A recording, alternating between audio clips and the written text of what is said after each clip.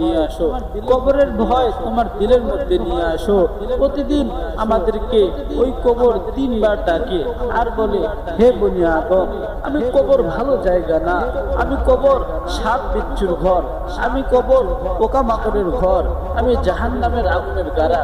বান্দারে, তুমি যদি আমার কবরের মধ্যে আসো তাহলে তুমি নেকি নিয়ে আসো, আর যদি অন্যথায় তুমি যদি গুনাহ নিয়ে আমার এই কবরের মধ্যে প্রবেশ করো, ও বান্দা, আমি তোমার সঙ্গে ভালো আচরণ করব না, আমি তোমার সঙ্গে ভালো আচরণ করব না। তুমি যদি এখানে গুনাহ নিয়ে প্রবেশ করো, আমি কবর তোমার সঙ্গে অনেক খারাপ আচরণ করব, অনেক খারাপ আচরণ করব।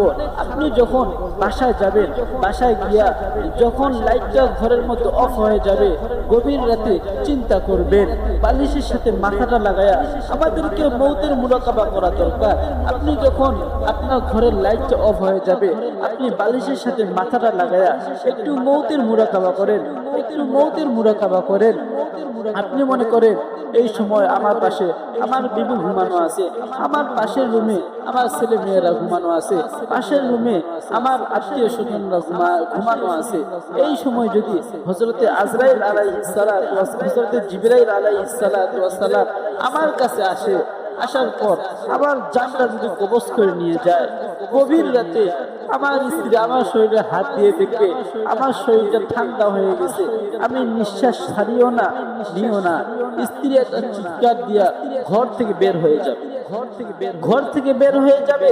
ওই ছেলে মেয়েরা যে তোমাকে দেখলে সাহস পাইতো, আজকে তারা তোমাকে দেখলে ভয় পাবে। কেউ তোমাকে পাহারার পাওয়া যাবে না, তোমার আশেপাশে কাউকে পাওয়া যাবে না।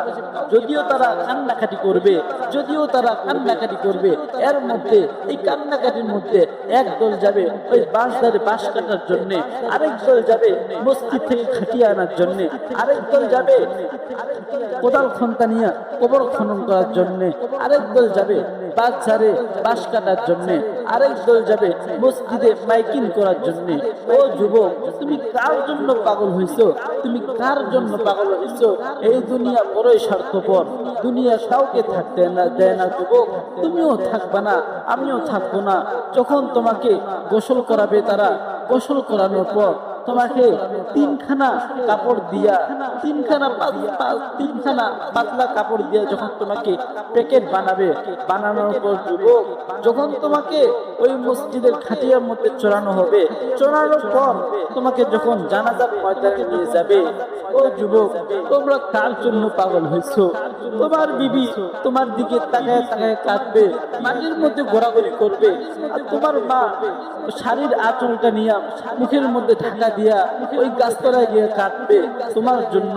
যুবক রে, তোমাকে যখন ওই কবরের দিকে নিয়ে যাওয়া হবে, খোদা না কাস্তে যদি তুমি নাফরমান হও, আল্লাহর নবী সাল্লাল্লাহু আলাইহি ওয়াসাল্লাম বলেন, কোন মানুষের লাশ যদি সে নাফরমান হয়, তার লাশটা যদি কাঁধের মধ্যে নেওয়া হয়, তাকে যখন কবরের দিকে নিয়ে যাওয়া হয়, ওই লাশ, ওই নাফরমান এই পরিমাণ চিৎকার করে, ওই চিৎকার দুনিয়ার আর কোনো মানুষ শুনতে পারে না।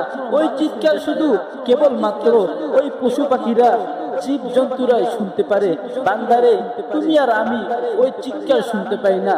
আল্লাহ রাসূল সাল্লাল্লাহু আলাইহি ওয়াসাল্লাম বলে, যদি কোনো নাফরমানের চিৎকার যদি কোনো দুনিয়ার মানুষ শুনতো, তার জীবনও কাঁধের মধ্যে লাশ নিত না, জীবনও লাশ নিত না।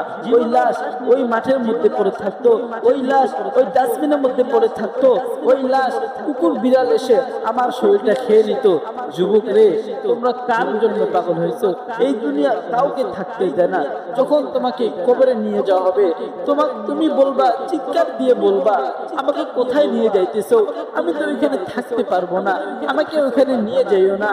তোমার ছেলেকে ডাকবা, তুমি মনে মনে ভাববা যে সবাই বুঝে আমার সাথে ওই কবরের মধ্যে থাকবে, সকলে বুঝে আমার সাথে ওই কবরের মধ্যে থাকবে। যখন তোমাকে কবরের কাছে নিয়ে যাওয়া হবে, দুইজন লাফ দিয়া ওই কবরের মধ্যে নামবে, তুমি ভাববা যে হয়তো আর কেউ যাবে না, এই দুইজনে বুঝি আমার কবরের মধ্যে থাকবে, এই দুইজনে বুঝি আমার সাথী। যখন তোমাকে কবরের মধ্যে নামানো হবে, নামানোর পর যুবক, নামানোর পর যখন ওই দুইজন যখন লাফ দিয়ে উঠে আসবে, তুমি চিৎকার করবা, কাঁদবা, এই তোমরা কোথায় রেখে যাইতেছো? তোমার ছেলেকে ডাকবা, তোমার ছেলেকে ডাকবা, তুমি চিৎকার দিয়ে বলবা, আরে তোমাদের জন্য কতই না কিছু করলাম, তোমাদের জন্য কতই না কিছু করলাম, আজকে আমাকে এখানে কোথায় ফেলে যাইতেছো তোমরা? আমি তো এখানে একা একা থাকতে পারবো না। যুবক রে, তুমিও থাকবা না, আমিও থাকবো না। কথাটা মন দিয়ে শুনেন। যখন তোমাকে কবরের মধ্যে দাফন করানো হবে, মাটি দিয়ে যখন সবাই চলে আসবে, যার যার মতো চলে আসবে, কেউ তোমার কথা ভাববে না। তোমার কবরের মধ্যে লাইট জ্বললো কি জ্বললো না, তোমার কবরের মধ্যে মুনকার নাকির আসে, তোমাকে 3টা প্রশ্ন করলো, তুমি জবাব দিতে পারলা কি পারলা না, এই কথাটা কেউ চিন্তা করবে না। কার জন্য পাগল হয়েছো যুবক? কার জন্য পাগল হয়েছো? কার জন্য জীবন দিতে চাও তুমি? আল্লাহ তাআলাকে ভুলে গিয়েছো? আজকে আল্লাহ তাআলাকে তুমি ভুলে গিয়েছো।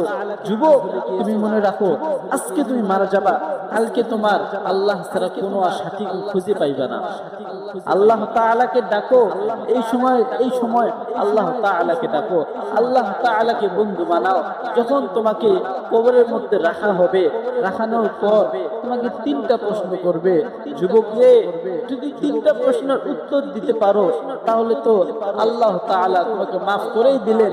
আর যদি খোদা না খাস্তা 3টা প্রশ্নের উত্তর যদি দিতে না পারি, তাহলে ওই কবর আমার সঙ্গে যে খারাপ আচরণটা করবে, প্রথমে সেই যে খারাপ আচরণটা করবে, 2 দিকের মাটি এই পরিমাণ আমার এখানে চাপ দিবে, আমার এক দিকের হাড় আরেক দিকে চলে যাবে, আরেক দিকের হাড় আরেক দিকে চলে যাবে। সইতে পারবো তো আমরা? যদি সইতে না পারি, আল্লাহ তাআলাকে ডাক দাও যুবক, আল্লাহ তাআলাকে ডাক দাও। ও মুরব্বি বাবারা, আল্লাহ তাআলাকে ডাক দাও, আল্লাহ তাআলাকে ডাক দাও। আল্লাহ তাআলাকে আমরা ভুলে গিয়েছি। আজকে আমরা নামাজ পড়তে জানি না, নামাজ পড়তে পারি না, আমরা সকলে আল্লাহ তাআলাকে ভুলে গিয়েছি।